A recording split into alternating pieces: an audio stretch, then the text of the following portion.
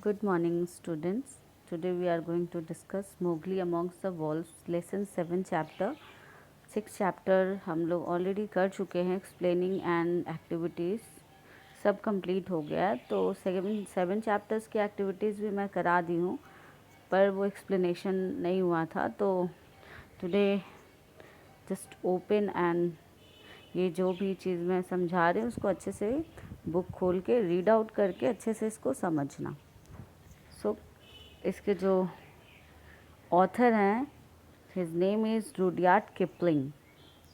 The author Rudyard Kipling was a famous English short story writer. वो एक English के short story के writer हैं, पोएट हैं एंड नॉवलिस्ट हैं. He won the Nobel prize for literature in 1907. वो Nobel prize उन्होंने जीता था, उन्हें मिला था नोबेल प्राइज़.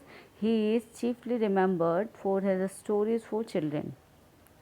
वो ना ज़्यादातर चिल्ड्रन के लिए स्टोरीज़ लिखते हैं. He was born in Bombay, अभी जिसका नाम मुंबई हो गया है, but grew up in England.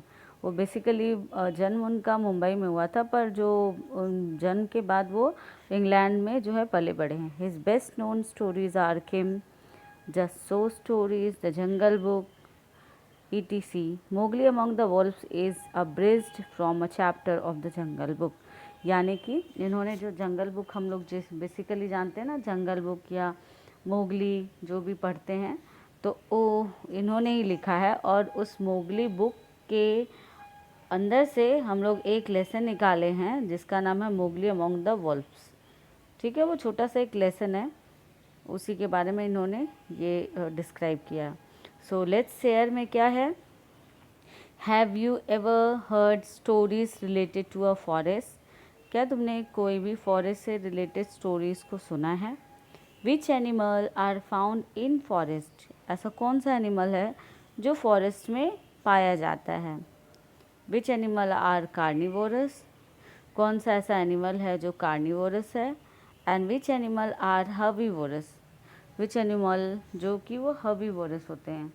तो ये आप लोग को अच्छे से करना है. सो यूनिट 1 में क्या है. It was 7 o'clock of a very warm evening in the Seoni hill. क्या कह रहा है यहाँ पे. It was a 7 o'clock of very warm evening. 7 बजे का समय था. कब का था. इवनिंग का. इन द सियोनी हिल. सियोनी हिल मतलब होता है एक पहाड़ था, उसका नाम था सियोनी. वहाँ पे 7 बज रहा था.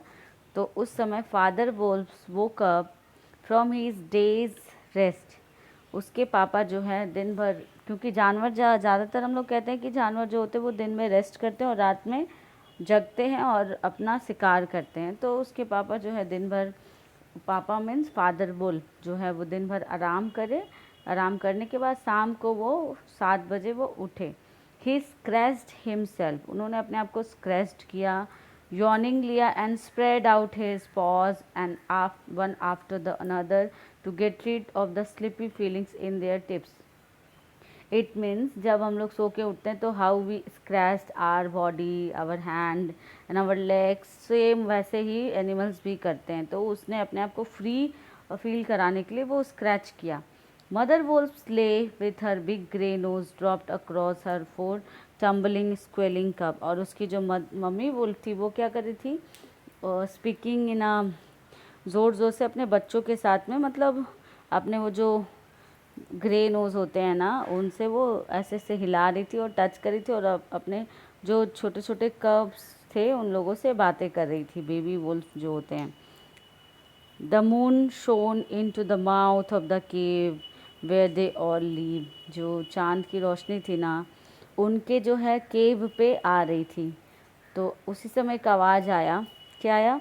अगर said father wolf, it is time to hunt again. बोला क्या उसने कि अब जो है फिर से शिकार करने का समय आ चुका है. He was going to spring down hill when a little shadow with a bushy tail cross the threshold and wine.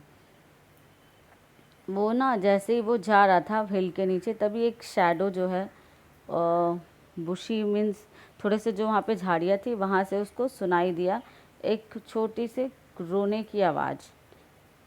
ठीक है। वाइन मीन्स रोने की आवाज़। Good luck goes with you, बोलता है गुड लक तुम्हारे साथ हो, o chief of the wolf, and your noble childrens may never forget the hunger in this world. वो चीफ ऑफ, जो वुल्फ था ना, वुल्फ का वो चीफ था, मतलब हेड था। एंड योर नोबल चिल्ड्रन में never forget the hunger in this world, यानी तुम्हारे जो छोटे छोटे जो बच्चे हैं वो कभी भी जो है वो भूख चीज़ को ना भूल सके इस दुनिया में। तो ये था 61 पेज नंबर में।